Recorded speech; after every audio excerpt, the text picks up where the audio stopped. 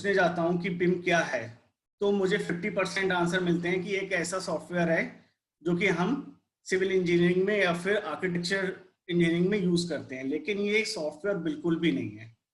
It's a process, intelligent 3D process, जिसमें हम लोग क्या करते हैं बेसिकली 2D ड्राइंग्स को, क्योंकि आज भी बेसिकली क्या होना चाहिए और इन फ्यूचर होगा आगे चल के कि सब कुछ जो डिजाइन होगा वो 3D में डिजाइन होगा। आज की डेट में जो भी डिजाइन होते हैं आपके, वो 2D में डिजाइन होते हैं। अगर आप लोगों को बेसिक आइडिया होगा डिजाइनिंग का, चाहे मैं बिल्डिंग की बात कर लूं तो वो नॉर्मली 2D में डिजाइन होती हैं ऑटोकैड्स में। अगर मैं ड्रेनेज, अगर मैं इंफ्रास्ट्रक्चर की बात कर लूं जैसे रोड्स यूटिलिटीज की, तो वो सारी डिजाइन होती हैं ऑटोकैड में नॉर्मल 2D में।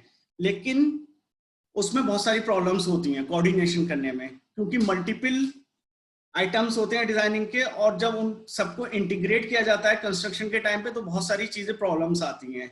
फॉर एग्जांपल कोई एक अगर मेरा आइटम है, एमईपी का कोई आइटम है, एचवीएसीए, और किसी स्ट्रक्चर से जा रही है, तो वो एक तरीके का क्लैश होता है जो कि कंस्ट्रक्शन जो इंजीनियर होता है उसको वहां पे प्रॉब्लम आती है, और फिर वो वापस डिजाइनर के पास जाता है रिव्यू के लिए और चेंज होने के लिए, और उसमें बहुत ज्यादा पैसा भी खर्च हो जाता है, आपकी मनी भी लगती है और प्लस टाइम भी लग जाता है। ओके, तो इन सब से बचने के लिए मार्केट में एक नई चीज आई, BIM। तो इसमें स्टार्टिंग में क्या हुआ कि आपके जो भी 2D ड्राइंग्स हैं उनको आप कंस्ट्रक्शन पे भेजने से पहले ही आप पहले 3D में कन्वर्ट कर लें डिफरेंट सॉफ्टवेयर्स का यूज करके, और उसके बाद उनमें कोऑर्डिनेशन कर लें। कोऑर्डिनेशन इन द सेंस कि आपस में कुछ क्लैशेस तो नहीं हो रहे हैं, जो मल्टीपल सर्विसेज जो आपकी किसी भी बिल्डिंग में या फिर किसी रोड नेटवर्क में चल रही हैं। तो और उसका यूज, उसके बाद क्या नाम है, एक बार अगर कुछ क्लैशेस हैं तो उसके बाद से कोऑर्डिनेशन डिजाइनिंग स्टेज पे ही करने के बाद, ड्राइंग्स को मॉडिफाई करने के बाद आप साइट पे भेजें, जिससे क्या नाम है कंस्ट्रक्शन के टाइम पे आपके कंस्ट्रक्शन इंजीनियर या फिर जो भी वहां पे असाइन बंदा है उसको कोई प्रॉब्लम नहीं आए। ओके, तो ये हो गई बिम की। तो ये एक प्रोसेस है जिसमें नॉर्मली 2D ड्राइंग्स को कन्वर्ट करके 3D मॉडल्स बनाए जाते हैं, और 3D मॉडल्स बनाने के बाद कोऑर्डिनेशन किया जाता है। अब बिम्स किस में यूज होता है नॉर्मली? या तो बिल्डिंग्स में यूज होगा या फिर आपके इंफ्रास्ट्रक्चर प्रोजेक्ट्स में यूज होगा। इंफ्रास्ट्रक्चर में अगर मैं देखूं तो मेट्रोज या फिर आपके जो रोड्स होते हैं, हाईवेज, एक्सप्रेसवे जो भी होते हैं। ओके, तो अगर मैं अगर मैं इंफ्रास्ट्रक्चर की बात करूं, इंफ्रास्ट्रक्चर प्रोजेक्ट्स में जो बिम यूज होता है उसको हम लोग हॉरिजॉन्टल बिम बोलते हैं। और यहाँ पे एक हॉरिजॉन्टल बिम की एग्जांपल भी है जो आप देख सकते हैं यहाँ पे, जहाँ पे रोड्स के नीचे की जो भी सर्विसेज वगैरह होती हैं उसको एक तरीके से दिखाया हुआ है। और अगर मैं बिल्डिंग्स की बात करूं तो उसको हम वर्टिकल बिम बोलते हैं, जिसमें हमारे बीम, कॉलम, स्लैब और पार्टीशन वॉल्स, डोर, विंडोज सब कुछ आते हैं। आगे भी मैं डिटेल में भी जाऊंगा इन सब पे, अभी मैं बेसिक आइडिया देता हूं कि बिम होता क्या है। तो ये दो तरीके के बिम होते हैं, एक हॉरिजॉन्टल बिम जो कि इंफ्रास्ट्रक्चर प्रोजेक्ट्स में यूज होता है, एक वर्टिकल बिम जो कि आपका बिल्डिंग प्रोजेक्ट्स में यूज होता है। ओके, नेक्स्ट, इसके बेनिफिट्स क्या हैं? अभी मैंने थोड़ा बहुत बता ही दिया था पिछली स्लाइड में कि इससे क्या होता है, कि मतलब जो आपके डिजाइन रिव्यूज होते हैं वो जल्दी जल्दी होते हैं, आपके फोर्थ एंड बैक नहीं होता है बार बार, कि मतलब आपको बार बार रिव्यू करनी पड़ेगी अगर कोई चीज क्लैश कर रही है किसी चीज से, तो उसमें आपको हेल्प मिलती है डिजाइन रिव्यूज में, आपका टाइम बचता है प्लस आपके कॉस्ट बचती है। उसके बाद से अगर ड्राइंग्स में कोई एरर है, कोई क्लैशेस वगैरह हैं, तो वो आपके रिजॉल्व हो जाते हैं इसी टाइम पे ही, बिम प्रोसेस में ही। उसके बाद से आपको इससे क्या मिलता है, आपको कोऑर्डिनेटेड मॉडल्स मिलते हैं, क्लैश फ्री कोऑर्डिनेटेड मॉडल्स मिलते हैं, जिसकी बेस पे आप क्या नाम है ड्राइंग्स इशू कर सकते हैं कंस्ट्रक्शन के लिए। ओके, उसके बाद इसका और बेनिफिट्स क्या हैं? उसके बाद आप इनसे क्वांटिटीज भी निकाल सकते हैं। क्वांटिटीज निकालने से आपको क्या बेनिफिट होगा? आप अगर आप क्वांटिटीज अगर निकालते हैं तो इनसे बेनिफिट क्या होगा? ओके, क्वांटिटीज निकालने से बेनिफिट ये होगा कि फॉर एग्जांपल कॉन्ट्रैक्टर आपको जो बिलिंग करेगा वो करेगा आपको क्वांटिटीज की बेसिस पे। तो आप वेरीफाई कर सकते हैं कि कॉन्ट्रैक्टर ने जो आपको बिलिंग करी है और आपके मॉडल से जो आपकी क्वांटिटी आई है वो मैच कर रही है या नहीं कर रही है। कहीं कहीं पे तो बहुत ज्यादा होता है कि क्वांटिटीज क्या नाम है, कॉन्ट्रैक्टर आपको ज्यादा बिल पकड़ा देता है और आप वेरीफाई करने में क्या नाम है मैन्युअली वेरीफाई करने जाएंगे, तब तो आपको एक टीम उसके लिए अलग से असाइन करनी पड़ेगी। क्योंकि अभी तक क्या होता था, सारी क्वांटिटीज मैनुअली वेरीफाई होती थी, उसके लिए एक अलग टीम होती थी। लेकिन अब क्या है, बिम प्रोसेस से आप डायरेक्ट क्वांटिटीज निकाल सकते हैं। कंक्रीट की अलग निकाल सकते हैं, रेनफोर्समेंट की अलग निकाल सकते हैं, उसके बाद से ब्रिक वर्क की अलग निकाल सकते हैं, और उसके बाद से आप अगर पाइप है तो पाइप की भी निकाल सकते हैं, एवरीथिंग आप निकाल सकते हैं। ओके, ये हो गया क्वांटिटीज तक की बात। उसके आगे बिम में का यूज क्या है, उसके बाद फर्दर आप यूज कर सकते हैं इसको 4D सिमुलेशन के लिए। 4D सिमुलेशन क्या होता है, पहले मैं ये बता देता हूँ। 4D सिमुलेशन होता है एक ये होता है प्लानिंग, एक्चुअली प्लानिंग कह सकते हैं इसको, कि मतलब आपका जो प्रोजेक्ट चल रहा है वो टाइम टू टाइम चल रहा है या नहीं चल रहा है, मतलब जो आपने प्लान करा था वो कॉन्ट्रैक्टर उसके अकॉर्डिंग चल रहा है या नहीं चल रहा है टाइम, जिस तो आप अपने बस का सिमुलेशन करके आप इसमें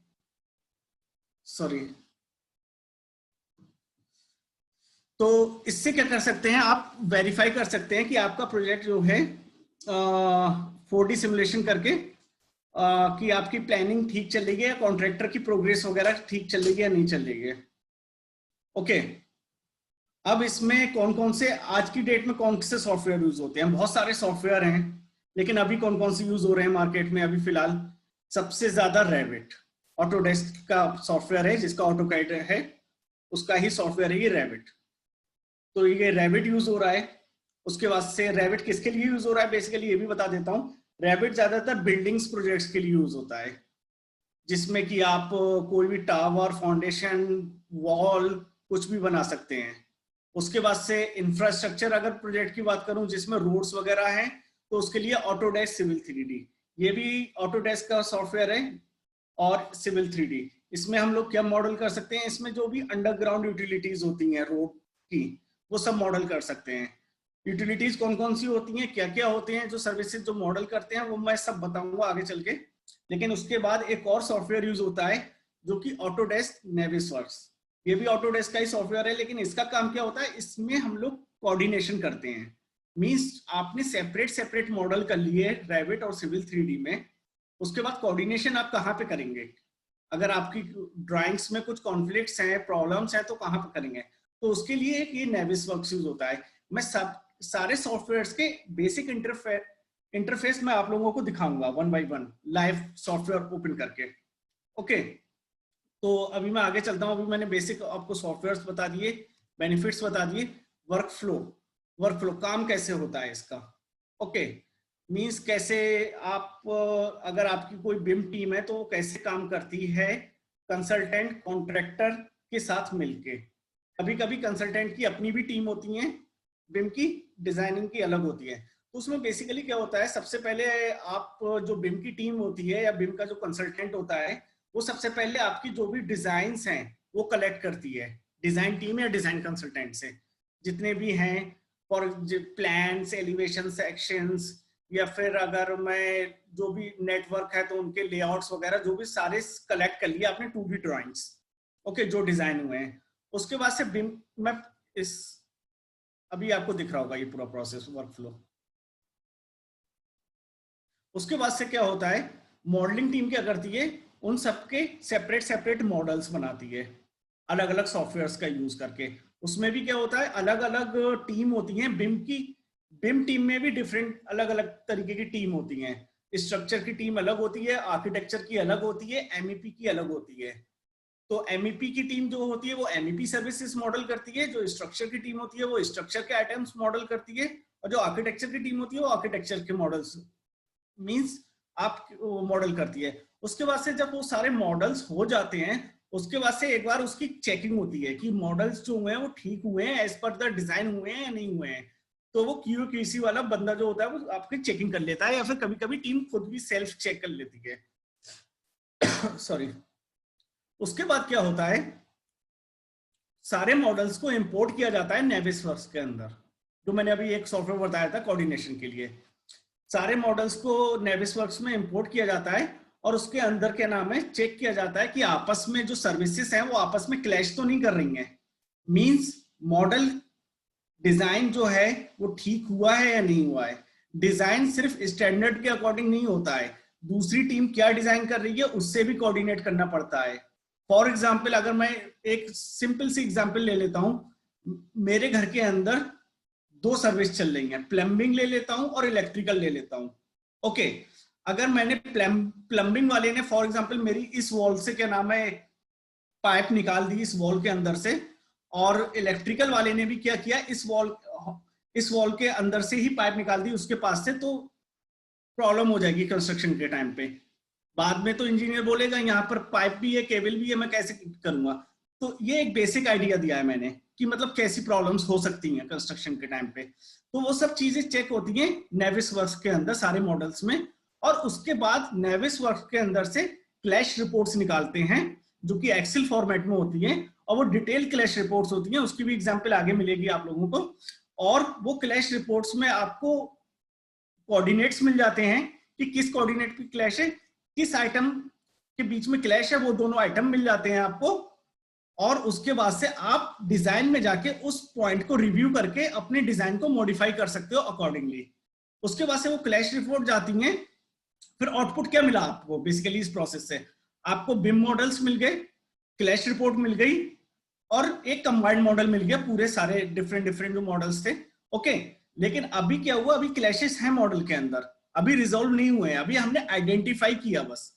अब इसको क्या करते हैं, फिर हम डिजाइन टीम के साथ एक सेशन करते हैं, उनसे डिस्कशन करते हैं कि देखो यहाँ पे इस तरीके का क्लैश है, अब सजेस्ट कीजिए। हम अपने भी सजेशन देते हैं और डिजाइन टीम भी सजेशन देती है कि इसको कैसे रिजॉल्व किया जा सकता है। ओके, फिर वो एक मतलब कमेंट शीट बनती है हर क्लैश की, एवरी क्लैश की, कि इस क्लैश के लिए क्या रिस्पॉन्स है, इस क्लैश के लिए क्या रिस्पॉन्स है, जो म्यूचुअल डिस्कशन के बाद होती है बिम टीम और डिजाइन टीम की बात। और उसके बाद से उन जो आपके पॉइंट्स बने, आपके जो कमेंट्स बने हर क्लैश के, उनकी बेसिस पे आप मॉडल्स को और डिजाइन को अपडेट करते हो। डिजाइन टीम अपने डिजाइन को अपडेट करती है 2D में, और जो बिम टीम है वो 3D में अपने बिम मॉडल्स अपडेट करती है। और उसके बाद से ये फिर से पूरा प्रोसेस बनता है, फिर से आपके पास मॉडल्स आ जाते हैं नेविसवर्क्स में, फिर से मॉडल्स को लेके जाते हैं, और उसके बाद फिर से क्लैश रन करते हैं, और उसके बाद देखते हैं कोई क्लैश फिर से तो नहीं आ रहा है। और अगर फिर से कोई क्लैश आता है तो फिर से ये प्रोसेस रिपीट हो जाता है। अगर क्लैश नहीं आता है तो वो क्लैश फ्री मॉडल्स आपके इशू हो जाते हैं, और design team clash free design आपको इशू कर देती है। तो ये एक पूरा प्रोसेस होता है जो बिम में होता है, जो मैंने पूरा बता दिया आपको। ओके, कौन कौन से सॉफ्टवेयर होते हैं, टीम कैसे कैसे काम करती है, और क्या नाम है आपस में कोऑर्डिनेशन कैसे होता है टीम का। ओके, अब आते हैं क्या क्या मॉडल करते हैं बेसिक। ये एक बेसिक स्लाइड है जिसमें मैंने कोशिश करी है हर चीज कवर करने की, कि मतलब कौन कौन से आइटम्स हम मॉडल करते हैं सिविल इंडस्ट्री के अंदर। ओके, हॉरिजॉन्टल बिम की बात करें तो हॉरिजॉन्टल बिम में अगर मैं रोड की बात करता हूं, सबको पता है रोड में यूटिलिटीज होती हैं और स्ट्रक्चर्स होते हैं अंडरग्राउंड, और रोड होता है। यूटिलिटीज में क्या क्या हो, यूटिलिटीज को फर्दर 2 पार्ट्स में डिवाइड किया जाता है, एक वेट यूटिलिटीज, एक ड्राई यूटिलिटीज। अब वेट और ड्राई यूटिलिटीज क्या है, ड्राई यूटिलिटीज वो हैं जो केबल्स वगैरह होती हैं आपकी, जो इलेक्ट्रिकल केबल हैं, जो अंडरग्राउंड आपकी केबल्स चल रही हैं, या फिर आपका जो इंटेलिजेंट ट्रांसपोर्ट सिस्टम का कोई नेटवर्क चल रहा है। और वेट यूटिलिटीज में क्या आते हैं, फॉर एग्जांपल कोई ड्रेनेज का पाइप चल रहा है, या फिर आपका वाटर का पाइप चल रहा है, या फिर आपका इरिगेशन का पाइप चल रहा है, या फिर पेट्रोलियम का, या फिर गैस का, किसी का भी पाइप चल रहा है। ओके, तो यहाँ पे मैंने लिस्ट आउट किया है कुछ यूटिलिटीज को, जो आप देख सकते हैं स्क्रीन पे। फॉर एग्जांपल वेट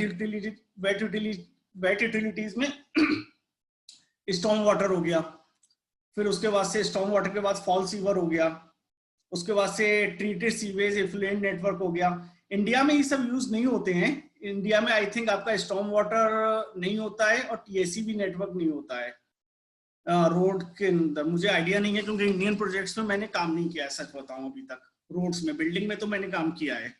तो ये मैं एज पर मिडिल ईस्ट में जो यूटिलिटीज यूज होती हैं अंडरग्राउंड कंस्ट्रक्शन में, वो मैंने लिस्ट आउट करी हुई है अपनी। और उसके बाद से पोर्टेबल वाटर हो गया, पोर्टेबल वाटर तो इंडिया में भी होता है। उसके बाद से इरिगेशन हो गया, और पेट्रोलियम जो कि मिडिल ईस्ट में होता है, इंडिया में तो पेट्रोलियम नहीं होता है। उसके बाद से अगर ड्राई यूटिलिटीज में देखूं तो स्ट्रीट लाइट हो गया, स्ट्रीट लाइट तो इंडिया में भी होता है, सबको मालूम है। उसके बाद से इलेक्ट्रिसिटी नेटवर्क हो गए, जो कि आपके घरों को सप्लाई करते हैं इलेक्ट्रिसिटी। उसके बाद से कम्युनिकेशन नेटवर्क हो गए। कम्युनिकेशन नेटवर्क मीन्स जो टेलीफोन का नेटवर्क होता है आपका, फाइबर वगैरह। उसके बाद से intelligent transport system, ITS means जो कि कैमरा, जो रोड सेफ्टी में आईटीएस होता है रोड सेफ्टी के यूज के लिए, जो कि कैमरास होते हैं, रडार्स वगैरह जो होते हैं, जो कि आपको रोड्स को ट्रैक करते रहते हैं, जो भी रोड पे कोई कुछ हो तो नहीं रहा है या फिर कोई ओवर स्पीडिंग वगैरह, उसके लिए ये नेटवर्क होता है। उसके बाद से सिक्योरिटी नेटवर्क, अगर कोई कंट्री का अपना सिक्योरिटी नेटवर्क है वो हो गया, या फिर गैस नेटवर्क हो गया। और अगर मैं स्ट्रक्चर की बात करूं तो कौन कौन से स्ट्रक्चर्स होते हैं एक किसी भी प्रोजेक्ट के अंदर हॉरिजॉन्टल बीम में? या तो ब्रिजेस होंगे, अंडरपासेस हो सकते हैं, रिटेनिंग वॉल्स हो सकती हैं, टनल्स हो सकते हैं, प्रोटेक्शन स्ट्रक्चर्स हो सकते हैं। प्रोटेक्शन स्ट्रक्चर्स कौन कौन से हो सकते हैं? फॉर एग्जांपल किसी पाइप, मान लीजिए कोई पाइप है आपका, वाटर का पाइप है, और वाटर का पाइप जो है आपको कभी कभी क्या होता है, for example as per design standard मेरे को वाटर का पाइप जो फिनिश रोड लेवल है उससे 1 मीटर नीचे रखना है, लेकिन कभी कभी साइट कंडीशन के अकॉर्डिंग मैं 1 मीटर नहीं रख पाता हूँ। फॉर एग्जाम्पल मैं 1/2 मीटर ही उसको रख पाता हूँ। तो क्या होगा उस कंडीशन में, जो आपके रोड के ऊपर आपका ट्रैफिक जो चल रहा होगा उसके प्रेशर की वजह से पाइप जो है डैमेज हो सकता है। तो उसके लिए क्या करते हैं, उसको प्रोटेक्शन स्ट्रक्चर बनाते हैं, मींस एक डक्ट बनाते हैं कंक्रीट की जिसके अंदर से वो पाइप जाता है, तो वो होते हैं प्रोटेक्शन स्ट्रक्चर्स। ओके, उसके बाद से साइनेजेस जो हो गए उनकी फाउंडेशंस, और स्ट्रीट लाइट जो होंगे उनकी फाउंडेशंस, ये सब स्ट्रक्चर्स में आते हैं। तो ये एक ब्रीफ मतलब हॉरिजॉन्टल बिल्डिंग में कौन कौन से नेटवर्क्स मॉडल किए जा सकते हैं वो था। ओके, तो अब मैं देखूं कि इसमें मुझे कितनी टीम चाहिए। इसमें अगर मैं कैटेगराइज करूं तो इसमें मुझे 3 टीम चाहिए। वेट यूटिलिटीज के लिए एक टीम चाहिए काम करने के लिए जो सिर्फ वेट यूटिलिटीज पे काम कर रही होगी, जिसको पाइप नेटवर्क वगैरह का एक्सपीरियंस होगा। ड्राई यूटिलिटीज के लिए एक अलग टीम चाहिए होगी जिसको सिर्फ केबलिंग का एक्सपीरियंस होगा, केबल मॉडलिंग का। और उसके बाद से स्ट्रक्चर्स के लिए मुझे एक अलग टीम चाहिए जो कि स्ट्रक्चर मॉडलिंग पे काम कर रही होगी। और उसके बाद से एक प्रोजेक्ट कोऑर्डिनेटर जो भी होता है वो इन सारे मॉडल्स को लेके फिर कोऑर्डिनेट करेगा नेविसवर्क्स में, जो मैंने पिछले प्रोसेस में बताया था। अब वर्टिकल बिम की बात करते हैं, जो कि बिल्डिंग्स वगैरह में क्या क्या यूज हो सकता है बिल्डिंग्स में। ओके, बिल्डिंग्स में 3 तरीके की होती हैं आइटम्स, 3 तरीके। एक आर्किटेक्चर में कैटेगराइज कर सकते हैं, स्ट्रक्चर में, और एमईपी सर्विस में। और बिम के अंदर भी 3 ही टीम काम करती हैं बिल्डिंग प्रोजेक्ट्स में। एक आर्किटेक्चर टीम होती है, एक स्ट्रक्चर टीम होती है, और एक एमईपी की टीम होती है। तो आर्किटेक्चर की टीम क्या मॉडल करती है, आपकी जो भी पार्टीशन वॉल्स होती हैं जिन पे लोड्स वगैरह नहीं आ रहा होता है, डोर्स, विंडोज, फ्लोरिंग, सीलिंग, ये सब आर्किटेक्चर टीम मॉडल करती है। और स्ट्रक्चर टीम क्या मॉडल करती है, आपकी जो फाउंडेशंस आ रही होती हैं, कॉलम्स होते हैं, बीम्स, स्लैब्स, या फिर जो भी आरसीसी वॉल्स वगैरह जो होती हैं। अब एमईपी टीम क्या मॉडल करती है? एमईपी टीम एक्चुअली क्या होती है, ये आर्किटेक्ट, हम सिविल इंडस्ट्री से रिलेटेड नहीं होती है, ये होती है इलेक्ट्रिकल और प्लम्बिंग की टीम। इलेक्ट्रिकल इंजीनियर्स और मैकेनिकल इंजीनियर्स होते हैं एमईपी टीम के अंदर। और ये लोग क्या कौन सी मींस आइटम्स पे काम करते हैं? एचवीएसी मॉडलिंग, एचवीएसी डक्ट्स जो होती हैं, उसके बाद से इलेक्ट्रिकल जो भी होती हैं, चाहे वो केबल्स हों, चाहे वो केबल ट्रेस हों, चाहे वो स्विचेस हों, चाहे सॉकेट्स हों, कुछ भी। उसके बाद से एक प्लम्बिंग की टीम होती है जो प्लम्बिंग के नेटवर्क पे काम करती है, fire fighting and sewer. Okay, तो इस तरीके से ये सारे मॉडल्स बन जाते हैं इसमें भी वर्टिकल बिम में, और ये सारे मॉडल्स आपके नेविसवर्क्स में जाते हैं। और उसके बाद से सेम वही प्रोसेस रिपीट होता है। नेविसवर्क्स में उनका क्लैश डिटेक्शन होता है, क्लैश डिटेक्शन होने के बाद से रिपोर्टिंग होती है, क्लैश रिपोर्ट्स निकलती हैं, और क्लैश रिपोर्ट्स निकलने के बाद आपकी क्या नाम है, बीच में म्यूचुअल डिस्कशंस होते हैं between design team and BIM team कि इस क्लैश के लिए क्या रिजोल्यूशन होना चाहिए, जिससे जो कंस्ट्रक्शन पे जो हमारे इंजीनियर्स हैं उनको कोई प्रॉब्लम नहीं आए काम करते हुए, और टाइम भी सेव हो। क्योंकि कंस्ट्रक्शन के इंजीनियर आपको क्वेरी भेजेंगे और आप उसको अपडेट करेंगे तो फिर आपको प्रॉब्लम हो सकती है। उसके बाद से ये कुछ एग्जाम्पल्स मैं दिखा रहा हूं आप लोगों को कि किस तरीके का ड्राइंग होती है और किस तरीके का मॉडल बनता है। ओके, तो अगर मैं अपने लेफ्ट हैंड साइड में देखूंगा जो कि ये ऑटोकैड की ड्राइंग है स्टॉर्म वाटर की, और इसकी बेस पे ये एक मॉडल क्रिएट किया है। ये छोटा सा स्नैपशॉट निकाला हुआ है मैंने एक मॉडल से, इन डिटेल से जो भी आपको वो टेबुलर फॉर्मेट में मिले या फिर लेआउट फॉर्मेट में मिले, जो भी डिटेल्स हैं उनसे मैंने एक मॉडल क्रिएट किया, और वो मॉडल कैसा दिखता है बेसिकली। तो ये पाइप नेटवर्क हो गए इसके, और पाइप नेटवर्क के बाद ये मेन होल्स हो गए स्टॉर्म वाटर के, और यहाँ पे ये कैच पिट्स हैं। इस तरीके से ये एक एग्जाम्पल है कि आपका स्टॉर्म वाटर का मॉडल का इनपुट डेटा क्या होता है जो डिजाइन टीम काम करती है, और उसके बाद से बिम टीम जो काम करती है उसका आउटपुट डेटा क्या होता है। ओके, तो मैं नेक्स्ट एग्जाम्पल पे जाता हूँ। सेम स्ट्रीट लाइटिंग का है ये। स्ट्रीट लाइटिंग का डिजाइन टीम ने जो लेआउट बनाया था उसकी बेस पे यहाँ पे 3D में स्ट्रीट लाइट के पोल्स, फाउंडेशन और केबल्स, तीनों चीजें बनाई गई हैं। और उसके बाद से अगर ये मेरी देखेंगे आप, ये थोड़ा सा रेड कलर में जो आ रही हैं, ये जो है आपकी ये प्रोटेक्शन, कंक्रीट की प्रोटेक्शन है केबल को प्रोटेक्ट करने के लिए, क्योंकि यहाँ पे मे बी डेप्थ प्रॉपर नहीं मिल पा रही होगी, तो केबल्स को प्रोटेक्ट करने के लिए उनको केसिंग के अंदर रखा गया है क्रॉसिंग्स पे। ओके, एक्चुअली ये इंफ्रास्ट्रक्चर के प्रोजेक्ट्स की एग्जांपल्स हैं जो मैं आपको दिखा रहा हूँ अभी। ओके, तो मैं नेक्स्ट पे जाता हूँ अभी। सेम कम्युनिकेशन की एग्जांपल है ये, कम्युनिकेशन कैसा होता है। इनपुट डेटा आपका आया, 2D ड्राइंग्स आई, और 2D ड्राइंग से आपने आउटपुट मॉडल क्रिएट कर दिया। ये सेम एग्जांपल्स लग रही होंगी आपको, लेकिन डिफरेंट डिफरेंट नेटवर्क्स हैं। Okay, now bridge. ब्रिज के प्लान्स और एलिवेशन और सेक्शंस आपको एज ए इनपुट डेटा आते हैं 2D में, वो सब कुछ 2D में होता है, और उसकी बेस पे ये 3D मॉडल, सॉरी, उसकी बेस पे ये 3D मॉडल हमने बनाया है।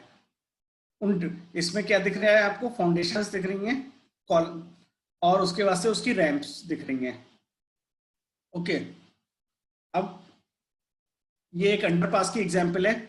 अंडरपास में भी सेम आपको सेक्शन आया है, प्लान्स आए हैं, और उसकी बेस पे आपने एक अंडरपास बनाया है। ओके, अब ये क्या चीज है, ये एक नई चीज है। ये नेविसवर्क्स मॉडल का जो कंबाइंड किया था हमने, ये उसका एग्जाम्पल है कि सारे मॉडल्स इसमें कंबाइंड हैं। इसमें सारी यूटिलिटीज हैं, स्ट्रक्चर्स हैं, रोड्स भी हैं, और इसमें आप देख सकते हैं कि अलग अलग कलर से कोडिंग कर रखी है मैंने। इसमें ये आप देखेंगे तो ये स्ट्रक्चर है, रैंप है, इसमें अंडरग्राउंड केबल्स भी जा रही हैं, स्ट्रीट लाइट्स भी जा रही हैं। तो ये उसका मैं एक मॉडल खोल के आप लोगों को दिखाऊंगा नेविसवर्क्स में कैसा दिखता है। ये तो स्क्रीनशॉट्स लगाए हुए हैं मैंने निकाल के उनके। तो ये नेविसवर्क्स में इस तरीके से सारे मॉडल्स जो हमने इंडिविजुअल जो बनाए थे, जो मैं भी आपको ऊपर दिखा रहा था, ये उन सबको कंबाइन करके नेविसवर्क्स सॉफ्टवेयर के अंदर इनको कंबाइन किया गया है क्लैश डिटेक्शन के लिए।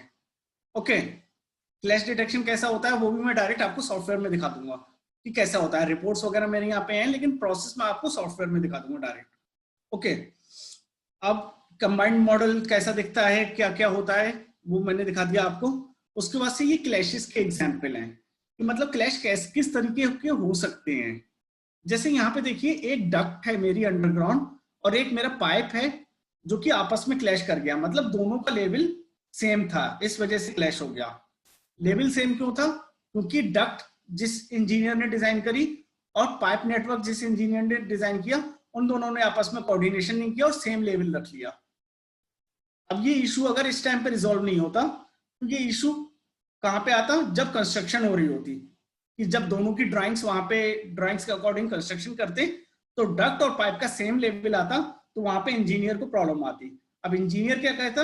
इंजीनियर वहां के मार्क करता उस एरिया को ड्राइंग्स के अंदर, और वापस डिजाइनर के पास भेज देता कि देखो यहाँ पे प्रॉब्लम आ रही है, इसको अपडेट करो। तो वहां पे टाइम लग गया आपका, और कि मतलब और ऊपर से इंजीनियर्स को भी प्रॉब्लम आई। ये सब रिजॉल्व कर लेते हैं हम बिम प्रोसेस में। तो यहाँ पे आपस में ये दोनों इंजीनियर्स बैठेंगे, और इसमें किसी एक इंजीनियर्स को म्यूचुअल अंडरस्टैंड होना पड़ेगा कि वो कौन बंदा है जो इसको मॉडिफाई करना चाहता है अपने नेटवर्क को। या तो पाइप नेटवर्क वाला मॉडिफाई करेगा जिसने पाइप नेटवर्क डिजाइन किया है, या फिर डक्ट नेटवर्क वाला। ओके, सेम इसमें भी ड्रेनेज जो है आपकी पाइप नेटवर्क क्रॉस कर रहा है, सॉरी क्लैश कर रहा है इलेक्ट्रिकल डक्ट से, मींस जो केसिंग है उससे क्लैश कर रहा है। तो इसमें कभी कभी पाइप्स के लेवल्स को अप एंड डाउन करने से क्लैश रिजॉल्व हो जाते हैं, और वो सारी चीजें हम रिफ्लेक्ट कर देते हैं आपके डिजाइन में, जो कि 2D ड्राइंग्स होती हैं। यहाँ से जो भी मॉडिफाई हुआ तो वहां पर भी मॉडिफाई करते हैं हम अपने डिजाइन को भी साथ के साथ। ये ओके तो वो अभी जो मैंने आपको दिखाए थे ये क्लैश के एग्जांपल्स थे, और ये जो है ये क्लैश रिपोर्ट सैंपल है कि किस तरीके की क्लैश रिपोर्ट्स होती है जो हम नेविसवर्क्स से निकालते हैं। क्योंकि जो आपके इंजीनियर्स होंगे जब आप डिस्कशन कर रहे होंगे तो उस टाइम पे मॉडल खोल के नहीं बैठेंगे आप लोग पेपर लेके बैठोगे मीटिंग रूम के अंदर। मीटिंग रूम में ऐसा नहीं है कि एक एक मॉडल खोल के आप बैठ रहे हैं और एक एक पॉइंट पे जाके डिस्कस कर रहे हैं, क्योंकि कभी कभी क्या होता है सॉफ्टवेयर हैवी होता है और हैंग भी हो जाता है। उसके लिए क्लैश रिपोर्ट्स जनरेट कर लेते हैं जो कि आपस में प्रिंट आउट निकाल के आपस में डिस्कशन हो सके इजीली। तो इसमें क्या है, आपको एक तो इमेज है, छोटी सी इमेज है साइड में, जो कि क्लैश के क्लैश का नेचर दिखा रही है कि किस टाइप का क्लैश है, वो कौन कौन से। ओके उसके बाद से क्लैश नेम है, स्टेटस है, डिस्टेंस। ओके डिस्टेंस पे आते हैं। डिस्टेंस क्या है, एक्चुअली दो टाइप के क्लैश होते हैं। चलो अब ये डिस्टेंस की बात आई गई है तो मैं ये भी बता दूं कि क्लैश कितने तरीके के होते हैं। सिविल कंस्ट्रक्शन इंडस्ट्री में दो तरीके के क्लैश माने जाते हैं, एक हार्ड क्लैश, एक clearance clash. Okay hard clash कौन से होते हैं, फॉर एग्जाम्पल दो आइटम आपस में टकरा गए तो वो हार्ड क्लैश हो गया, उसको as a hard clash consider किया जाएगा और उसको रिजोल्व करना ही पड़ेगा। उसको बिना रिजोल्व किए आप नहीं कंस्ट्रक्शन कर सकते। अब चलो हार्ड क्लैश तो सबको समझ आ गया, क्लियरेंस क्लैश क्या है। क्लियरेंस क्लैश क्या होता है कि दो आइटम हैं, फॉर एग्जाम्पल एक केबल है और एक पाइप नेटवर्क है। अब जो स्टैंडर्ड है जो अथॉरिटी ने डिसाइड किए हुए हैं, फॉर एग्जाम्पल मान लीजिए स्टैंडर्ड में डिसाइड किया हुआ है कि जो केबल और पाइप अगर क्रॉस करेंगे आपस में तो वो 300 की मिनिमम क्लियरेंस होनी चाहिए उन दोनों के बीच में, या 500 mm मान लीजिए, कुछ भी मान लीजिए। लेकिन डिजाइन के अंदर वो जो 500 क्लियरेंस है अथॉरिटी के अंदर मेरिट, लेकिन जो डिजाइन हमने किया उसमें वो 500 नहीं है, सिर्फ 300 या फिर 250 क्लियरेंस क्लैश को कंसीडर करेंगे। उसमें मॉडल्स, उसमें दो आइटम्स फिजिकली टच नहीं कर रहे हैं एक दूसरे से, लेकिन क्लियरेंस है, लेकिन उतनी क्लियरेंस नहीं है जितनी मुझको चाहिए थी एज पर स्टैंडर्ड, तो उसको क्लियरेंस क्लैश कहते हैं। तो ये भी आप नेविसवर्क्स में सेट कर सकते हैं कि आपको दो आइटम के बीच में मिनिमम क्लियरेंस कितनी चाहिए, और उसके बेस पे वो आपको रिपोर्ट्स बना के देता है नेविसवर्क्स। तो यहाँ पे तो यहाँ पे जो निगेटिव में वैल्यूज हैं वो हार्ड क्लैशेस हैं, मींस हाँ ये हार्ड क्लैशेस हैं। और अगर मैं ये दो निगेटिव की वैल्यू छोड़ के नीचे आ जाता हूं तो ये क्लियरेंस क्लैश है, जिसमें ये भी बता रहा है कि कितने क्लियरेंस है इस वक्त मॉडल में। फॉर एग्जांपल इस वक्त 84 mm है, क्लैश नंबर 3 पे देखूंगा तो 84 क्लियरेंस आ रही है, लेकिन मेरे को कितनी चाहिए, मान लीजिए मेरे को चाहिए 300 mm, लेकिन अभी 84 है, तो मुझे यहाँ पे और गैप दे के बीच में दो आइटम के बीच में मुझे 300 तक लाना होगा। तो ये डिस्टेंस का क्या मतलब होता है ये मैंने आपको बता दिया। उसके बाद से चेनेज मतलब वो पॉइंट जहां पे क्लैश कर रहा है वो डिजाइन में, जिससे आप इजीली डिजाइन के अंदर उस पॉइंट पे जा सकें। डिस्क्रिप्शन में मतलब उस क्लैश का हार्ड क्लैश है या फिर क्लियरेंस क्लैश है, जो अभी मैंने आपको एग्जांपल किया। क्लैश पॉइंट्स मींस आपको इसमें कोऑर्डिनेट्स भी मिल रहे हैं, एक्स वाई जेड तीनों कोऑर्डिनेट्स मिल रहे हैं। अगर आप किसी चेनेज पे अगर फाइंड नहीं कर पा रहे हैं चेनेज से कि वहां पे कौन सा क्लैश है, तो आप नॉर्मली ऑटोकैड के अंदर ये तीनों कोऑर्डिनेट टाइप करेंगे एक्स वाई जेड और उस पॉइंट पे ऑटोमेटिक पहुंच जाएंगे। आपको कोऑर्डिनेट से आप इजीली उस पॉइंट्स पे जा सकते हैं जहां पे क्लैश हुआ है। तो मेरे और किस किस आइटम के बीच में क्लैश है, ये हाई वोल्टेज के बीच, EHV इज हाई वोल्टेज और स्टॉर्म नेटवर्क मींस ड्रेनेज के बीच में क्लैश हुआ था। तो ये इस तरीके, ये एक क्लैश रिपोर्ट के मैंने एग्जांपल आपको दिखाई और समझाने की कोशिश करी कि मतलब इन सब चीजों का मतलब क्या होता है, ये डिस्टेंस क्या होता है, कोऑर्डिनेट्स का क्या काम होता है, क्लैश पॉइंट्स का क्या होता है, ये आइटम्स क्या होते हैं, हार्ड क्लैश क्या होते हैं और सॉफ्ट क्लैश क्या होते हैं। तो आई थिंक आप लोगों को थोड़ा सा आइडिया लग गया होगा कि किस तरीके के रिपोर्ट्स निकल के आते हैं जो कि डिस्कस होते हैं। और यस सर। अब मैं कुछ एग्जांपल्स आपको दिखाने जा रहा हूं जो कि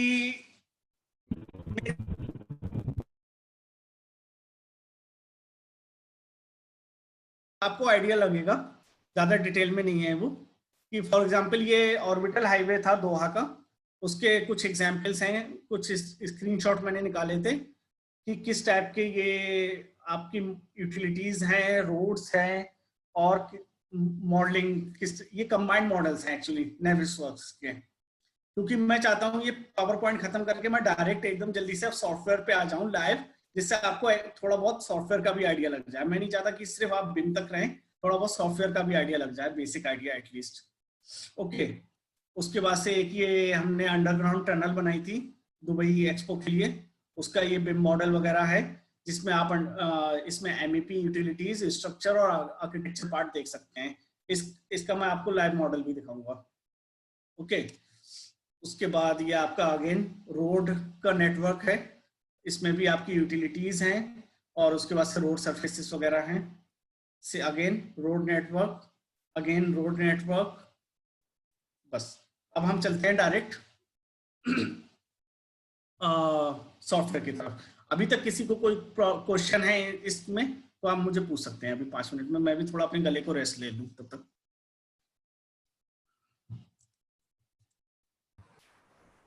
अगर कोई क्वेश्चन हो तो आप ना रेज हैंड कर दीजिए, मैं आपको अनम्यूट कर दूंगा। किसी का भी कोई क्वेश्चन हो तो बीच में कर सकते हैं। अभी तो मैं 2 मिनट का ब्रेक ले रहा हूँ, कुछ पूछना है तो पूछ लीजिए 2 मिनट में, फिर मैं सॉफ्टवेयर पे जाता हूँ।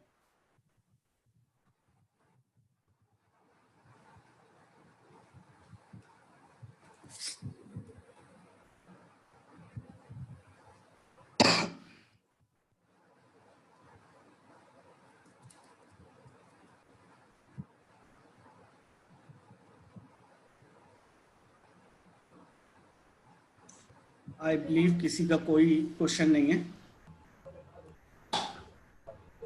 में आप ऑनलाइन क्लासेस नहीं चला रहे क्या? अरे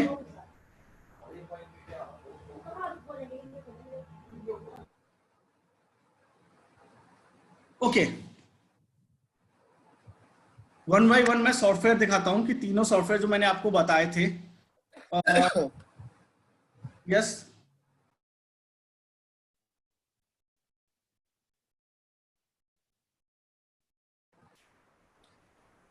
अभी किसी का क्वेश्चन नहीं नेम सर, अभी सेशन के लास्ट में हम दोबारा पूछ लेते हैं स्टूडेंट्स। ओके तला सर, थैंक यू। अब मैंने जो स्टार्टिंग में सॉफ्टवेयर बताए थे जो मार्केट में आजकल इंडस्ट्री में यूज होते हैं, तो अब मैं उनको कैसे दिखते हैं बेसिकली, क्योंकि अगर मैं सॉफ्टवेयर की ट्रेनिंग देने जाऊंगा तो ये अपने आप में एक सॉफ्टवेयर एक महीने का कोर्स है 30 क्लासेस का, तो मैं पूरा सॉफ्टवेयर तो नहीं सिखा सकता 1 घंटे के सेशन में बिम के साथ, लेकिन मैं सॉफ्टवेयर कैसे दिखता है, मॉडल्स कैसे दिखते हैं, इन सब का एक आइडिया देना चाहता हूं आप लोगों को। और ये मॉडल्स मेरे अपने प्रोजेक्ट्स के हैं, उन्हीं को मैं यूज कर रहा हूं आप लोगों को दिखाने के लिए। ओके, तो अगर ये जो एक स्ट्रक्चर का मॉडल है, एक टनल का जो कि हम लोगों ने बनाई थी, इसमें स्ट्रक्चर के एलिमेंट्स देखूं तो मैं इसमें रिटेनिंग वॉल्स हैं, आरसी वॉल्स, स्लैब्स के कंपोनेंट्स हैं। ओके, मैं सिलेक्ट करता हूं, फॉर एग्जांपल यहां पे मैंने सिलेक्ट किया किसी भी एक आइटम को। यहाँ पे देखिए, यहाँ पे पूरा उसका डिस्क्रिप्शन भी आ जाता है कि वो कितने mm की वॉल है, कितना कवर है, क्या नहीं है, उसका ऑफसेट कितना है, कौन से लेवल पे रखी हुई है। तो ये पूरा एक, अगर जब आप सॉफ्टवेयर की ट्रेनिंग लेंगे तो उसमें ये आपको पूरी डिटेल्स आपको बताई जाती हैं कि कैसे मॉडलिंग होती है, कैसे क्या होता है, और कैसे इनकी वॉल्स के कंपोनेंट क्रिएट किए जाते हैं लगाने से पहले। और अगर मुझे 300 की वॉल बनानी है, 200 की बनानी है, तो कैसे कैसे अलग अलग कंपोनेंट बनाने हैं, तो एक अलग चीज है। लेकिन यहाँ पे इनकी पूरी डिटेल्स आ जाती है, ये मैं दिखाना चाह रहा था। फॉर एग्जाम्पल यहाँ पे बेसिक वॉल्स थी ये टनल की 900 mm की, और उसके बाद से अगर मैं टॉप का आइटम सिलेक्ट करूंगा तो इसमें फ्लोर आ गया, मतलब स्लैब है ये टनल का 700 mm का। ओके, यहाँ पे दिख रहा होगा मेरे कर्सर के पास। ओके, सेम यहाँ पे अगर मैं सिलेक्ट करता हूँ इस वाले कंपोनेंट को, जो वर्टिकल कंपोनेंट है, तो ये कॉलम आ गया, कॉलम कंक्रीट स्क्वायर 400 बाई 400। तो पूरा हर डिटेल फिल होती है बिम के मॉडल्स में। ऐसा नहीं है कि सिर्फ मॉडल कर देना है, लेकिन इंटेलिजेंट मॉडल, इंटेलिजेंस के साथ मॉडलिंग करनी है, जिसमें एवरी डिटेल जो डिजाइन में थी वो मॉडलिंग में भी आनी चाहिए, कोई भी डिटेल मिस नहीं हो जानी चाहिए, कि अगर कल को हमें सिर्फ मॉडल की बेस पे कंस्ट्रक्शन करना पड़े और मॉडल से आपको ड्राइंग्स निकालनी पड़े तो वो निकाल सकें। हम मॉडल्स, अभी क्या होता है, अभी बिम जो है मार्केट में धीरे धीरे कंपनीज अडॉप्ट कर रही हैं।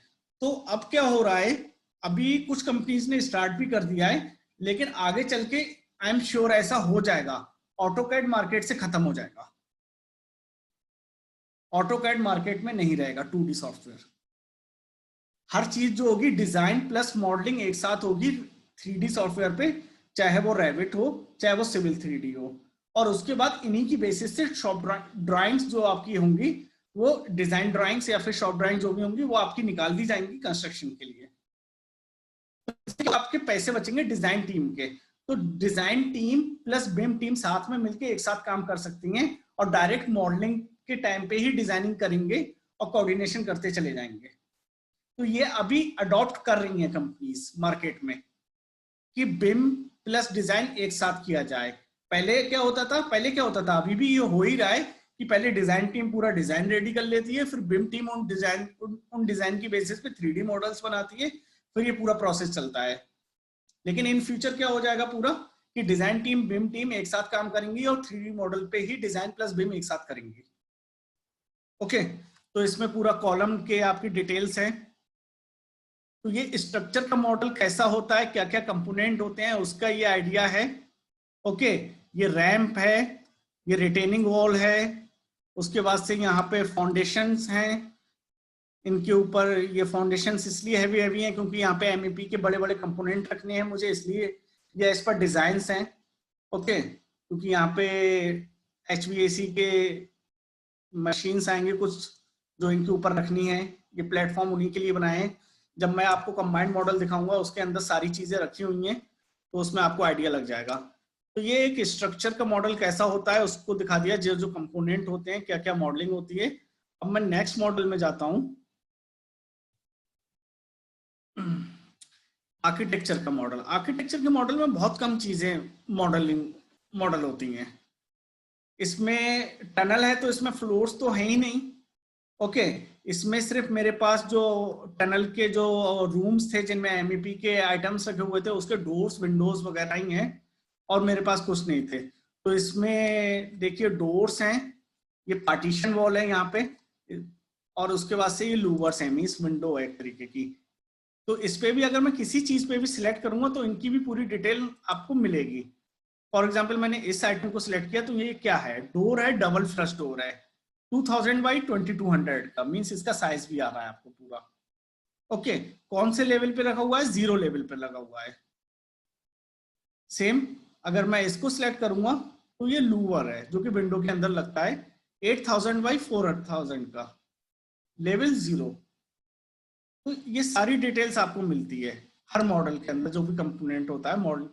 उसके बाद से मैं नेक्स्ट में जाता हूं, जो कि सिविल वालों से रिलेटेड नहीं है, मैकेनिकल और इलेक्ट्रिकल वालों से भी है, लेकिन मैं मॉडल दिखा देता हूं क्योंकि जरूरी नहीं है कि सिविल इंजीनियर को उसका आइडिया नहीं हो, क्योंकि आप हमेशा बिम इंजीनियर नहीं रह सकते। एक ना एक दिन आपको बिम कोऑर्डिनेटर या बिम मैनेजर भी बनना पड़ेगा आगे चल के, या फिर प्रोजेक्ट मैनेजर। उस केस में आपको हर कंस्ट्रक्शन के अंदर जो भी होगा उसका आपको बेसिक आइडिया तो होना जरूरी है, भले डिजाइन का आइडिया नहीं हो। फॉर एग्जांपल जो इलेक्ट्रिकल होता है वो डिजाइन कैसे होता है कोई प्रॉब्लम नहीं है, लेकिन इलेक्ट्रिकल के मॉडल्स कैसे होते हैं, लेआउट्स कैसे होते हैं, वो आपको मींस समझना जरूरी है आगे बढ़ने के लिए। सेम प्लम्बिंग के, इलेक्ट्रिकल के, HVAC के। तो इसलिए वो मैं बाकी के मॉडल्स आपको दिखाता हूं। ये क्या है, ये HVAC की डक्ट्स है जो कि उस टनल के सीलिंग से लगी हुई है सारी। तो ये किस तरीके, क्यों दिखा रहा हूं, ये आपका काम नहीं है, ये HVAC इंजीनियर करेगा, सिविल इंजीनियर नहीं करेगा, मैकेनिकल इंजीनियर करेगा इसकी मॉडलिंग, इसकी डिजाइनिंग। लेकिन अगर आपका प्रमोशन होता है आगे चल के, आपका 4-5 साल के बाद जॉब करने के बाद, और उसके बाद से आप बिम कोऑर्डिनेटर या बिम मैनेजर बन जाते हैं, तो उस टाइम पे आप ये नहीं कह सकते कि मुझे HVAC का नॉलेज नहीं है। आपको HVAC के साथ कोऑर्डिनेशन कैसे करना है ये आपको आना चाहिए, इसीलिए मैं आपको ये सब दिखा रहा हूँ। तो ये HVAC की डक्ट्स वगैरह हैं उसी टनल की, जो हमने रेविट के अंदर मॉडल करी हुई है। इसके अंदर भी अगर मैं सिलेक्ट करता हूँ किसी भी डक्ट को, तो यहाँ पे पूरा डिटेल उसकी दिख रही है। रेक्टेंगुलर डक्ट है, उसका रेडियस क्या है, टीज क्या है, और कौन से लेवल पे रखी हुई है, फर्स्ट फ्लोर लेवल पे रखी हुई है, और उसकी पूरी डिटेल्स हैं। ओके, उसके बाद से मैं नेक्स्ट जाता हूँ। ये मेरा क्या है, ये वाटर नेटवर्क है। यस, ये वाटर नेटवर्क है जिसमें पाइप्स वगैरह जा रहे हैं उसी के अंदर। अभी आपको बिल्कुल खाली खाली मॉडल्स लग रहे होंगे, लेकिन जब ये सब कंबाइन होते हैं तब आपको एग्जैक्ट समझ आता है कि ये इनका पर्पस क्या था। ये अभी इंडिविजुअल अलग अलग टीम, अलग अलग बंदों ने मॉडलिंग करी है अलग अलग डिजाइन के बेसिस पे। उसके बाद से ये ड्रेनेज का नेटवर्क है कि मतलब जो भी आपका सरफेस वाटर है वो कहाँ जाएगा, तो उसके लिए पूरा अंडरग्राउंड ड्रेनेज नेटवर्क है। ये मेन होल्स वगैरह है कि पानी कहाँ से, यहाँ से सरफेस से इसमें जाएगा, इससे पाइप में चला जाएगा, और इस तरीके से ये पूरा पानी मेन होल से सरफेस से पाइप से कलेक्ट करता हुआ बाहर की तरफ निकल जाएगा। ये ड्रेनेज नेटवर्क है जो कि ये मेन लाइन में जाके कनेक्ट हो रहा होता है आगे फर्दर, जो कि रोड की मेन लाइन होती है ड्रेनेज की। उसके बाद से ये केबल इलेक्ट्रिकल नेटवर्क है। इलेक्ट्रिकल नेटवर्क में केबल ट्रेस का ही है फिलहाल, इसमें स्विचेस सॉकेट्स भी बनते हैं, वो अलग फाइल में बनते हैं। ये केबल का है जो कि आप अगर किसी पार्किंग में गए होंगे, मॉल की पार्किंग वगैरह जो होती हैं उनमें आपको अक्सर इस तरीके की केबल ट्रेस दिखने को मिल जाती हैं। टॉप में सीलिंग में चल रही होती हैं जिसमें सारी केबल्स जा रही होती हैं। कभी भी आप किसी मॉल के अंदर जाएं, उसकी पार्किंग में नोटिस कीजिएगा, इस तरीके का नेटवर्क आपको अक्सर दिख जाता है केबल ट्रेस का। उसके बाद से ये फायर फाइटिंग का है, मीन्स अगर बिल्डिंग के अंदर कोई आग वगैरह लग जाती है तो ये फायर फाइटिंग के पाइप्स हैं जो कि ऑटोमेटिक आग को बुझाने का काम करते हैं। ये तो आपने सबने देखा होगा, हर जगह होता है आजकल, जो भी कॉमर्शियल बिल्डिंग होती है उसमें तो फायर फाइटिंग होता ही है। अब मैं आता हूँ इसके कंबाइंड मॉडल पे। ये कंबाइंड कैसा दिखता है, सॉरी ये तो रेविट की बात थी, मॉडलिंग की पार्ट, अलग अलग मॉडल हो गए। और उसके बाद से अब नेविसवर्क्स मैं ओपन करता हूँ। ये नेविसवर्क्स है और इसके अंदर ये सारे मॉडल्स को कंबाइन किया गया है। ओके, तो अगर मैं साइड में देखूं तो यहाँ पे देखो, यहाँ पे कितने मॉडल्स हैं, मेरे पास 8-10 मॉडल हैं यहाँ पे अलग अलग। ये 1 बाय 1 मैंने मॉडल किए अलग अलग टीम ने, और यहाँ पे कंबाइन हुए ये सारे मॉडल्स आके। इसका भी एक अलग प्रोसेस है कंबाइन करने का। ओके, तो ये अलग अलग मॉडल्स कंबाइन हुए, वो पूरा क्या नाम है सॉफ्टवेयर ट्रेनिंग में सिखाया जाता है पूरा प्रोसेस, क्योंकि वो काफी लेंथी होते हैं प्रोसेसेस। ओके, तो ये पूरे सारे कंबाइंड हो गए, आर्किटेक्चर, स्ट्रक्चर और ये सारे एमईपी की मॉडल्स। ओके, अब ये यहाँ पे क्या है, ये अगर मैं देखूं तो मुझे अभी स्ट्रक्चर दिख रहा है, बाकी मॉडल्स तो मुझे दिख ही नहीं रहे हैं। क्यों नहीं दिख रहे हैं? क्योंकि सर्विसेज हमेशा अंदर होती हैं। ओके, तो अगर मैं आर्किटेक्चर और स्ट्रक्चर के मॉडल को हाइड कर दूं तो मुझे बाकी के मॉडल्स भी दिख जाएंगे। देखिए ये एमईपी के मॉडल्स हैं, यहाँ पे देखिए मैं जूम करके दिखा रहा हूँ। यहाँ पे अलग अलग एमईपी की सर्विसेज हैं, डक्ट्स हैं, सीवर है, पाइप है, फायर फाइटिंग है, सॉकेट्स हैं। ये आप देखिए सॉकेट्स हैं, ये मैंने अलग फाइल में बनाए थे। ये सब देखिए सॉकेट्स हैं जो वॉल पे लगे हुए हैं। अभी ये हवा में फ्लोट होते हुए दिख रहे हैं, क्यों? क्योंकि मैंने स्ट्रक्चर की और आर्किटेक्चर की जो वॉल्स थी उनको मैंने हाइड कर दिया है। जब अनहाइड करूंगा तो भी वॉल्स पे लगे हुए दिखेंगे। ओके, तो ये अलग अलग मॉडलिंग करने के बाद इस तरीके से नेविसवर्क्स में हम लोग कंबाइन करते हैं। लेकिन कंबाइन करते क्यों हैं?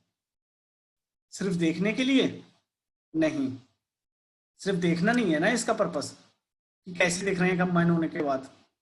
ओके, क्यों करते हैं? कोऑर्डिनेशन के लिए, क्लैशेस चेक करने के लिए। वो कैसे करते हैं उसका एक छोटा सा प्रोसेस होता है, इसलिए मैं आपको दिखा देता हूं जल्दी से। पहले मैं अनहाइड कर देता हूँ आर्किटेक्चर और स्ट्रक्चर को। ओके, अनहाइड हो गए। और उसके बाद से क्लैशेस का एक छोटा सा प्रोसेस है, तो वो मैं दिखा देता हूँ आपको कैसे, क्योंकि वो मेरी पीपीटी में नहीं था क्लैश वाला, वो रिपोर्ट्स थी और क्लैश के वो थे। तो यहाँ पे देखेंगे आप, जहाँ पे मेरा कर्सर है, यहाँ पे एक मीन्स आइकन है जिसके नीचे लिखा हुआ क्लैश डिटेक्टिव। तो इस आइकन को जब मैं सिलेक्ट क्लिक करूंगा नेविसवर्क्स के अंदर, तो मेरे पास एक नई विंडो ओपन होगी जिसमें जो भी मॉडल मैंने इसमें इंपोर्ट किए हुए हैं वो सारे मॉडल्स आपके आ जाएंगे, लेकिन दो विंडो में आएंगे, एक विंडो ए में, एक विंडो बी में। इन दोनों में सेम सेम क्यों आ रहे हैं उसको भी मैं बताता हूं। चलिए, अब मुझे टेस्ट रन करना है क्लैश का किसी भी दो आइटम के बीच में कि क्लैश है या नहीं है। तो यहाँ पे मैं ऐड टेस्ट करूंगा एक नया, और यहाँ पे ऐड टेस्ट करने के बाद फॉर एग्जांपल मैं इसको नाम दे दूंगा किसी भी आइटम 1, कोई भी आइटम हो सकता है, structure, electrical, mechanical, plumbing versus item 2। Okay, item num versus item 2। Okay, नाम मैंने उसका दे दिया। ओके, अब किस किस के बीच में क्लैश चेक करना है मुझे, मान लीजिए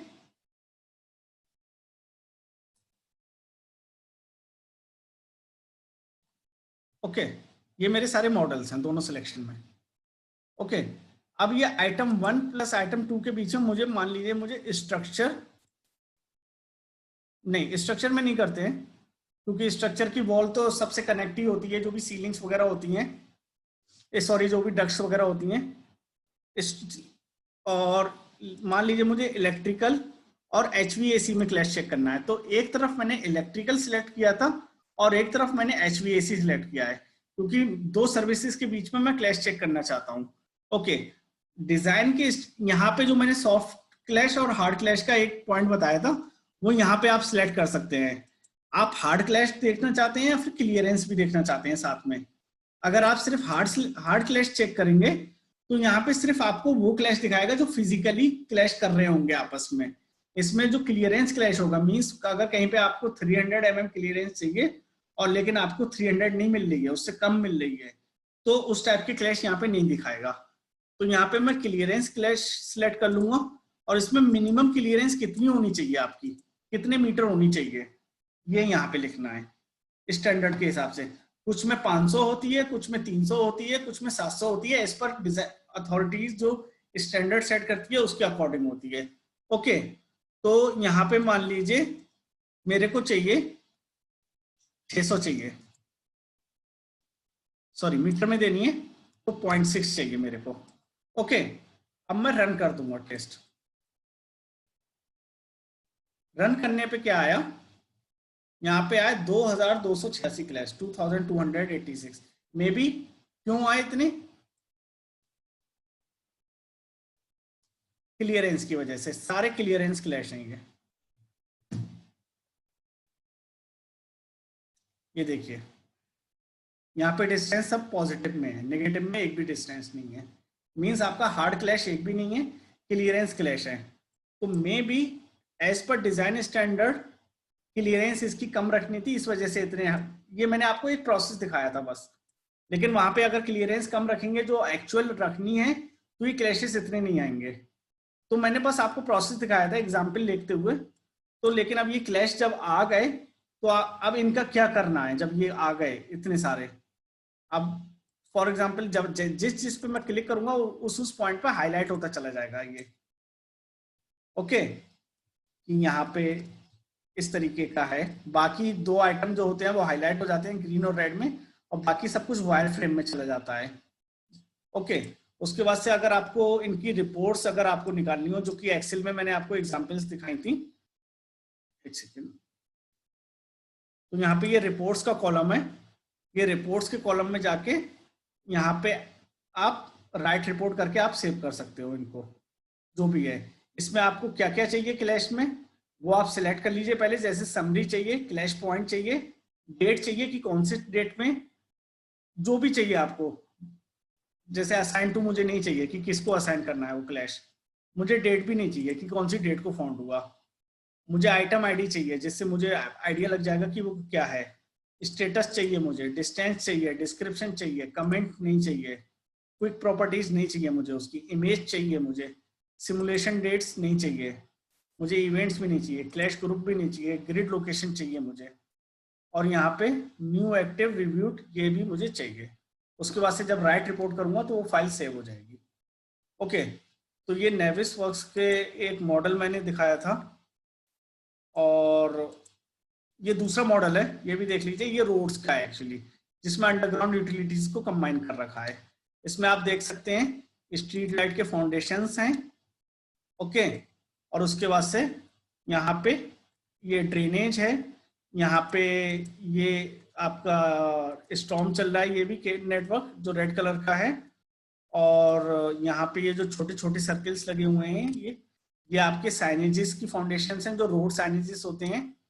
ओके, यहाँ पे किसी भी एक पॉइंट पे जाता हूँ, मान लीजिए यहाँ पे जाते हैं, यहाँ पे देखिए, ये देखिए, ये यहाँ पे एक डक्ट थी, एक नेटवर्क था, और ये केबल्स थी, ये आपस में क्लैश कर रहे हैं एज पर स्टैंडर्ड।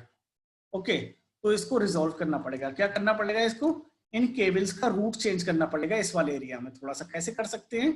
जैसे अगर डिजाइनर कैसे कर सकता है, इन केबल्स को हल्का सा यहाँ से डाइवर्ट करेगा, हल्का सा जो मेरा कर्सर आ रहा है, और हल्का सा पीछे की तरफ डाइवर्ट करके यहाँ पे कनेक्ट कर देगा। तो इससे क्या होगा, ये वाला एरिया जो है केबल फ्री हो जाएगा और ये क्लैश खत्म हो जाएगा इस पॉइंट से, और ये अपने डिजाइन में भी इंप्लीमेंट कर देगा। ये बेसिक आइडियाज थे। बिम होता क्या है, प्रोसेस क्या होता है, सॉफ्टवेयर्स के बारे में ये सेशन नहीं था। सॉफ्टवेयर्स के लिए एक अलग सेशन होते हैं, वो अलग ट्रेनिंग्स होती हैं, वो काफी लंबी होती हैं, सबको पता है। लेकिन जनरल आइडिया बिम क्या होता है, कौन कौन से मार्केट में सॉफ्टवेयर यूज होते हैं, मॉडल्स कैसे दिखते हैं, और इसका बेनिफिट्स क्या है, इस सब के बारे में ये मैंने कोशिश करी कि मैं आपको ब्रीफ इंट्रोडक्शन दे सकूं इस सब के बारे में। और होप आप लोगों को समझ आई होंगी मेरी बातें, और अगर आप लोगों के कुछ क्वेश्चन हैं तो आप पूछें।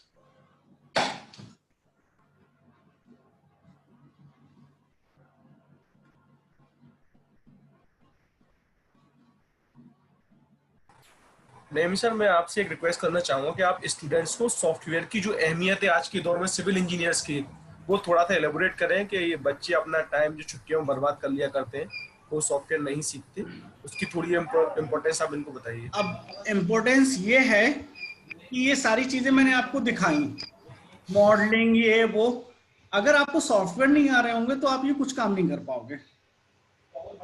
ओके, मार्केट में, ओके, मैं स्क्रीन शेयर बंद करता हूं। ओके, सॉफ्टवेयर की बात आ गई है, तो मार्केट में कंस्ट्रक्शन इंडस्ट्री के 3 एक्टर हैं। कोई बताएगा वो 3 एक्टर कौन से हैं मुझे?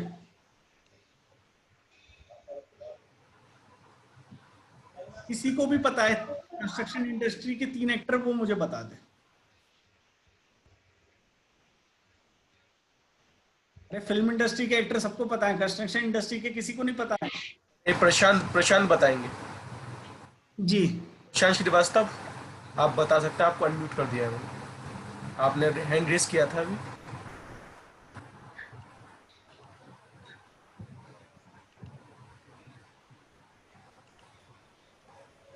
नहीं बता रहे शायद। चलिए मैं बताता हूँ। कंस्ट्रक्शन इंडस्ट्री के 3 एक्टर हैं। ओके, कौन कौन से हैं वो? बहुत ही ज्यादा इंटरेस्टिंग है, बहुत ही कम लोगों को पता होता है, मुझे भी नहीं पता था कुछ सालों तक, पहले तक। आर्किटेक्ट्स, ओके, आर्किटेक्ट्स सबको पता है आर्किटेक्ट्स कौन होते हैं। दूसरे इंजीनियर्स, ओके, इंजीनियर्स भी सबको पता है। तीसरे कॉन्ट्रैक्टर।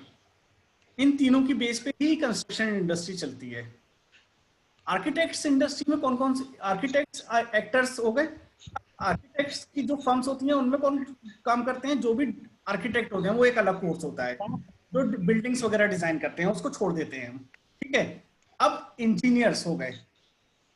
इंजीनियर्स 2 तरीके को, इंजीनियर्स कौन होते हैं? जो कि डिजाइनिंग का पूरा काम करते हैं, जो पूरा, वो किसकी हेल्प से करते हैं डिजाइनिंग? सॉफ्टवेयर्स की बेस से, जो भी सॉफ्टवेयर्स होते हैं उसकी बेस से। चाहे आपका ऑटोकैड ही क्यों ना हो, ऑटोकैड भी बहुत ही हेल्पफुल हो सकता है कभी कभी। ओके, ऑटोकैड हो, रेविट हो, अगर आप स्टैट प्रो भी अगर आप करना चाहते हैं तो वो एक अलग है, वो बिम का पार्ट नहीं है, लेकिन वो स्ट्रक्चर डिजाइनिंग में आ जाता है। स्टैट प्रो हो या फिर प्राइमावेरा हो जो प्रोजेक्ट मैनेजमेंट से रिलेटेड होता है, उसके भी। तो ये सब इंजीनियर्स होते हैं जो कि सॉफ्टवेयर्स पे अलग अलग प्रोजेक्ट पे अलग अलग टीम में काम कर रहे होते हैं। अब आते हैं तीसरे कॉन्ट्रैक्टर्स। कॉन्ट्रैक्टर्स कौन होते हैं? जो कि एग्जीक्यूशन करते हैं आर्किटेक्ट्स की ड्राइंग और इंजीनियर्स की ड्राइंग्स को लेकर। ओके, कॉन्ट्रैक्टर्स में कौन होते हैं? साइट इंजीनियर्स जो होते हैं। ओके, लेकिन ऐसा नहीं है कि वो सिर्फ साइट पे काम ही कराए जा रहे हैं, ऐसा कुछ नहीं होता है। उसमें भी उनको नॉलेज होना चाहिए कि बेसिक ड्राइंग, जो डिटेल्ड ड्राइंग्स जो आती हैं वो कैसी दिखती हैं, और कभी कभी ऑन साइट कोऑर्डिनेशन करना पड़ता है बैठ के, तो उनको भी कभी कभी ड्राइंग्स सेल्फ मॉडिफाई करनी पड़ती हैं। तो आप ये मत समझिए कि हम साइट इंजीनियर बन जाएंगे जाके, हमें तो सॉफ्टवेयर का काम ही नहीं है।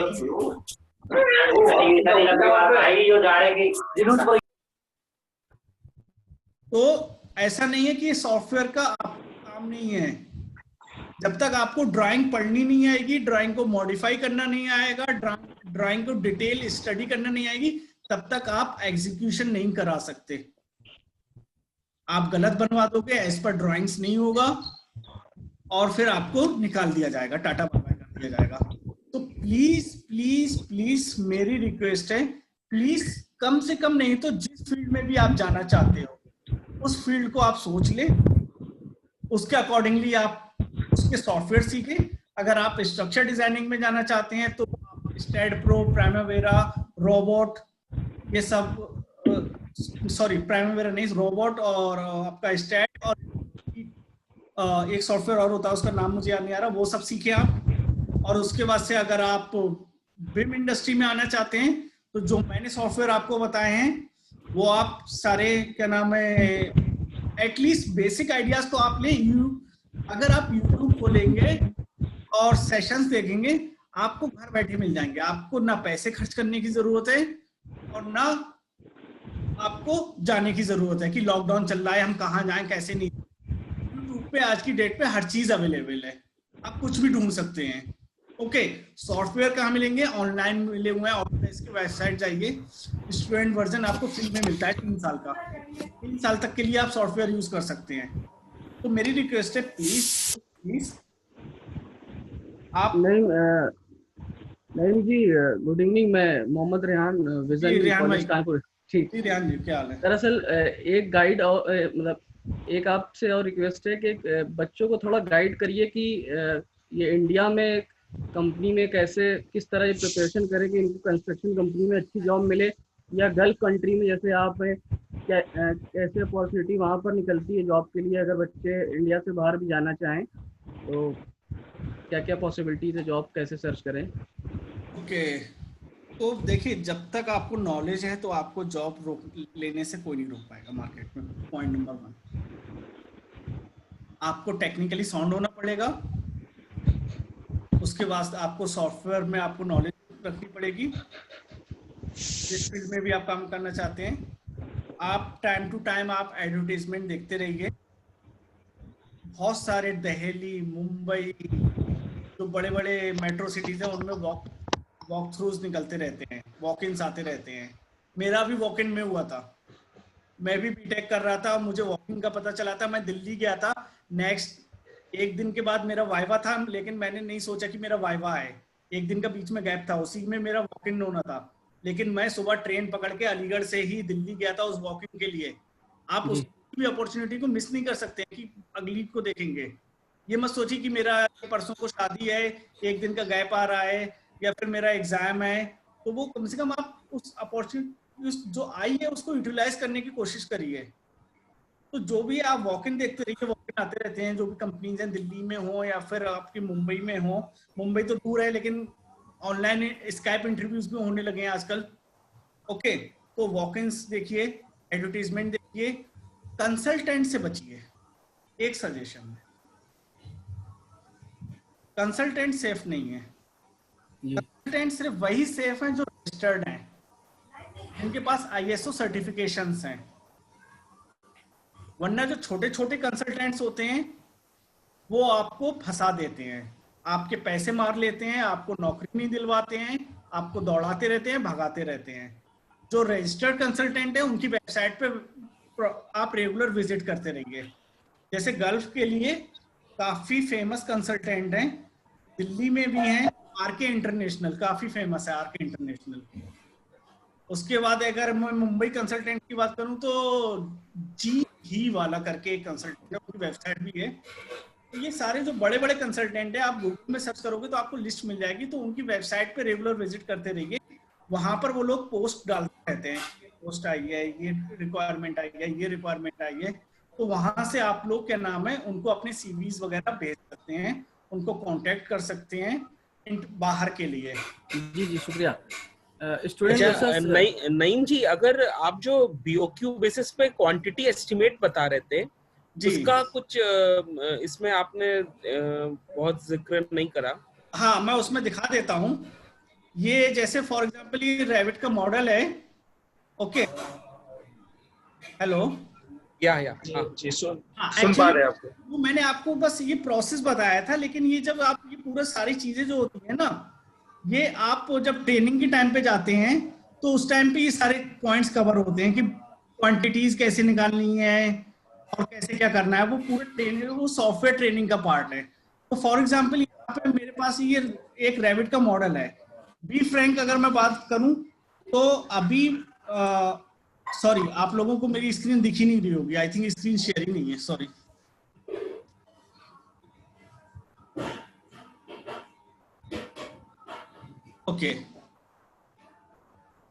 ओके, जैसे ये मेरा मॉडल आपको दिख रहा है रेविट का, ओके।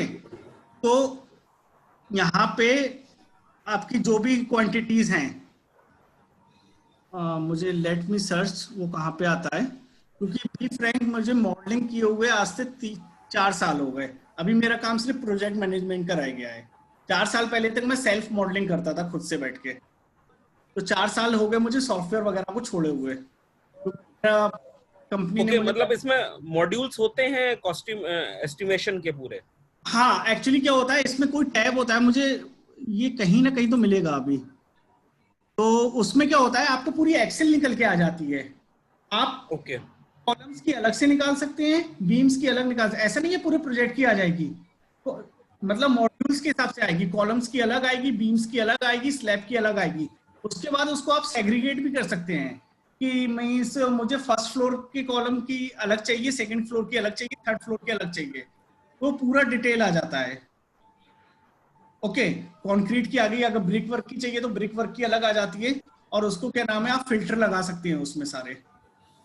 आपको पूरी एक एक्सेल की रिपोर्ट बना के दे देगा। एक एक्सेल एक आइटम के लिए निकलेगी। फॉर एग्जांपल कॉलम के लिए एक निकलती है पूरे प्रोजेक्ट की, ओके। बीम के लिए एक निकलेगी, स्लैब्स के लिए एक निकलेगी। उसके बाद आपको फिल्टर लगा के अलग अलग फ्लोर्स की करनी पड़ेगी। मींस आप उसमें फिल्टर लगा के फ्लोर वाइज आप उसको सेग्रीगेट कर लें। मींस लेवल 1 की एक पहले आ जाए, फिर लेवल 2 की, फिर लेवल 3 की, फिर आपके पास लेवल 1 के सारे कॉलम्स आ गए। फिर सेम आप की बीम की एक निकलेगी, बीम में लेवल 1 के आ गया। उसके बाद सारे क्या नाम है वो कर लें, क्या कहते हैं उसको, ज्वाइन कर लें सारी शीट्स को, तो आपको एक्सेल निकाल के दे देता है ये पूरी। ओके अच्छा नईम जी, जो प्रोजेक्ट मैनेजमेंट होता है, basically any project has 3 major things, quantity, material या क्वांटिटी आप बोलिए, टाइम एस्टिमेशन जो रहता है, cost and time estimation, and man power usage. Project management के सॉफ्टवेयर्स अच्छे कौन से हैं क्या, या क्योंकि इसमें भी हम लोग गेस्ट लेक्चर के लिए किसी को सर्च कर रहे हैं, ये एक बहुत इंटरेस्टिंग पार्ट है सिविल का, कमिंग अप प्रोजेक्ट मैनेजमेंट वाला। एंड आप कुछ हम लोग को हेल्प या गाइडेंस एक या इनिशियल एक वो बता सकते हैं इसमें, क्या आपकी कंपनी कौन सा यूज कर रही है प्रोजेक्ट मैनेजमेंट के लिए? एक्चुअली प्लानिंग के लिए जो कंपनीज यूज कर रही है मार्केट में आजकल, वो प्राइमेरा ज्यादा यूज हो रहा है मार्केट में, ओके। प्रोजेक्ट प्लानिंग के लिए। तो उसमें जो भी जितने भी प्लानिंग इंजीनियर्स होते हैं तो वो सब उसी पे ही काम कर रहे हैं गल्फ में, तो मिडिल ईस्ट में। तो